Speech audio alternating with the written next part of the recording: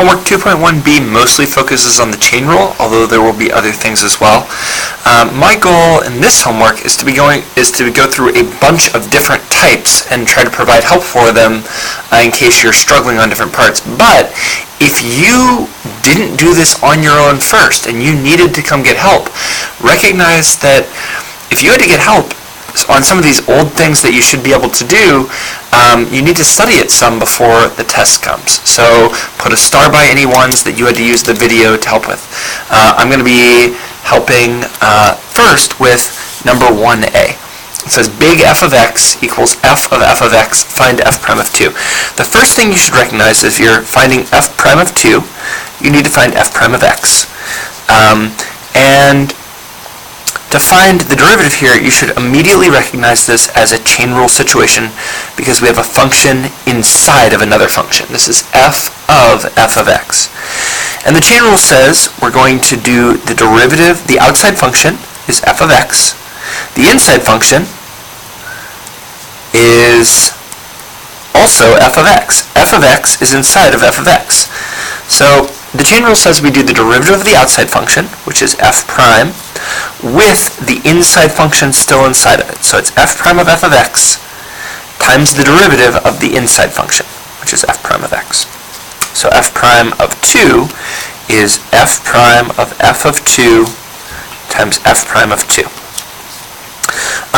To do this f prime at the beginning here, we first need to do what's inside of it. f of 2 says that when x is 2, f of 2 will equal 1. And so it's going to be, instead of f prime of f of 2, it's f prime of 1 times, I guess we can just evaluate this here. F prime of 2 is 5. F prime of 1 is 3. So we get 3 times 5, which is 15. F prime of 2 is 15. Okay. The next one, I'm going to do b. B says that we want to find v prime of 1. Well, v of x is g of f of x. We should immediately recognize that to find v prime of 1, we need to find v prime of x. And this is, to find this derivative, we need to use a chain rule because there's a function inside of another function. Here, the outside function is g of x. The inside function is f of x. f of x is inside of g of x. And the chain rule says we'll do the derivative of the outside function with the inside function still inside, times the derivative of the inside function. So v prime of 1 is g prime of f of 1 times f prime of 1. Okay, so to do this, we first, to be able to evaluate g prime, we need to evaluate what's inside of it. f of 1 means the y value of f when x is 1. And looking at this graph, when x is 1, the y value is 2. So it's g prime of 2 times, to evaluate f prime of 1, that's asking us to find what is the slope of the tangent line to f of x at x equals 1. So we're not looking at this y value, we're looking at the slope.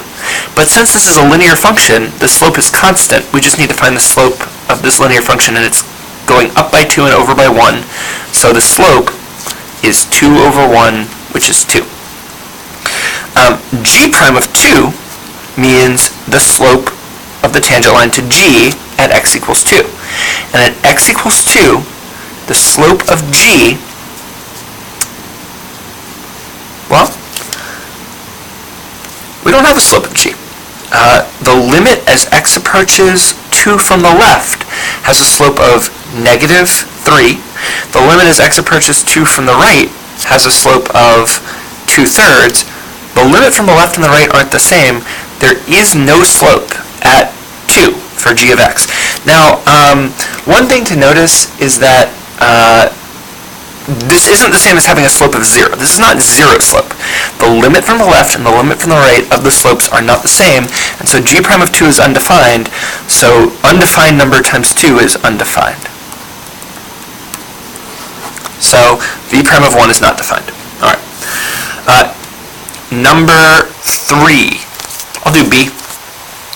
Y equals sine to the 9th of x The outside function is x to the 9th, and what's being taken to the 9th power is sine. Sine of x is being taken to the 9th power. So sine of x is inside the 9th. We can rewrite this if it makes it easier for you. This is sine of x to the 9th power. That's what sine to the 9th of x means. We should know that from pre-calculus. And so the inside function is sine of x. So this is a chain rule situation. The derivative of the outside function is 9 times x to the 8th, but with the inside function still plugged in. So 9 sine to the 8th of x times the derivative of the inside function, which is cosine. So we get 9 sine to the 8th of x times cosine of x. That's it. That's all we can do. Let's look at number 4. It says the displacement from equilibrium of a spring is y equals this function. Y is measured in feet. Displacement is a measure of distance from where you started. And so I'm going to do B. Velocity, you have to know, is the derivative of the position function, and this is a measurement of position. So to find the velocity, we need to find y prime. So y prime, this is a chain rule. We have a constant multiplier in the front, so I'm going to leave that constant multiplier there, 1/3, times, this is cosine of something. Our inside function is 12t, our outside function is cosine. The chain rule says when we have some function inside of another one, we need to do the derivative of the outside, which is negative sine with the inside function still in it, times the derivative of the inside. The derivative of 12t is just 12. Over here, this is the sum and difference rule. We can just do them each separately because they're separated by a minus sign. So it's going to be minus 1/4. This is a constant multiple, so we just leave it, 1/4 times, this is a chain rule again, where we have a function inside of a function. The outside function is sine, the inside function is 12t, so the derivative of the outside function is going to be cosine with the inside function still in it, times the derivative of the inside. This can be simplified. Y prime equals, we can multiply negative 1 times 1/3, we can multiply 12 times 1/3, a third of 12 is 4. So we get negative 4 sine of 12t. Here we can also simplify by multiplying 1/4 times 12 minus 3 cosine of 12t. And now we're ready to find let's go back to our question. It says determine the velocity when t equals pi over 8. So when t is pi over 8, this is our velocity. V of pi over 8 is going to equal, well, we plug in pi over 8 here, negative 4 sine 12 pi over 8 minus 3 cosine of 12 pi over 8. These fractions can be simplified. It's negative 4 sine, we can divide them both by 4, of 3 pi over 2 minus 3 cosine of 3 pi over 2. Sine of 3 pi over 2, sine 3 pi over 2 is here. Sine is the vertical distance, and this is negative 1. So it's negative 4 times negative 1. The horizontal distance at 3 pi over 2 is 0. So minus 0. 3 times 0 is 0. And so the velocity is 4. V of pi over 8, the velocity at pi over 8 is 4. All right, on the back, I'll do number 5. What is the slope of the line normal to the curve h of x? Okay, well, one thing you should know is when you see this vocabulary word, the normal line means the line that is perpendicular to the tangent line at a given point. So it's this line. And so we don't have any formulas for finding normal lines, but what we do have is we know how to find the slope of the tangent line, and we know that perpendicular lines have negative reciprocal slopes of each other. And so to find the slope of the tangent line, that's the derivative. So we first need to find h prime of x. And here we can clearly see a chain rule. I'm going to rewrite h of x as a power rule. This is 5x cubed minus 2x plus 1, and the square root means it's to the 1/2 power. So the inside function is this guy, and it's being taken to the 1/2 power.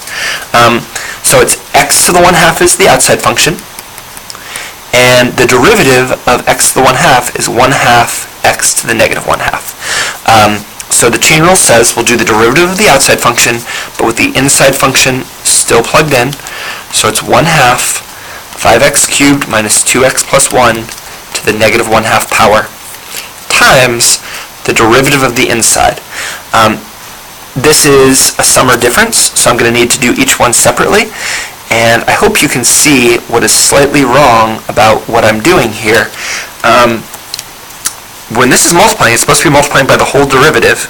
If I don't put this in parentheses, it's wrong. I can rewrite this. This will be on top because of this negative exponent. This will be on bottom, and the 2 will be on bottom. So it's 15x to the third minus 2 divided by 2 from the 1/2 times the square root of 5x cubed minus 2x plus 1.